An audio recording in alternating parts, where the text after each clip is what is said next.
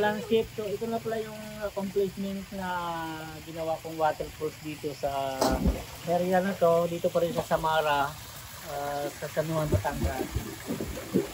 Ito na yung effect ng ginawa namin waterfalls. Totally bako dito.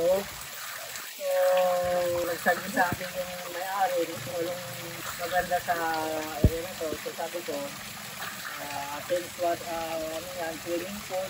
So, ito yung naisip namin design.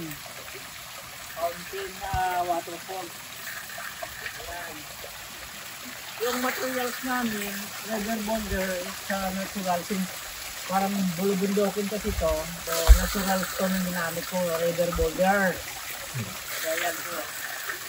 Mayroon siyang waterfalls na dito, tapos mayroon din sa mga bato na dumadali ng tubig. Ayan po. Mga bromeliad, Peruvian fern.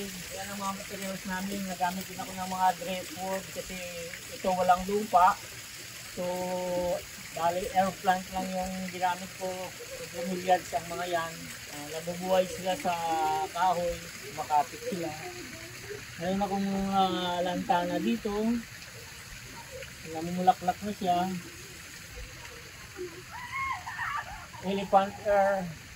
So, ayan lang po mga ka-landscape. Mag-comment na lang kayo kung maganda o hindi ang aking ginawang design na waterfalls.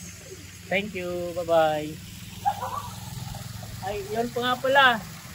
Alam niyo, nakaubad ako.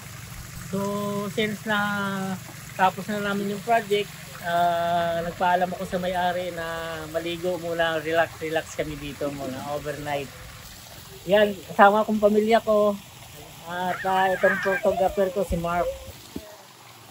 Yan, baka kami naligo. Masarap mag-relax ngayon. So, salamat sa panonood.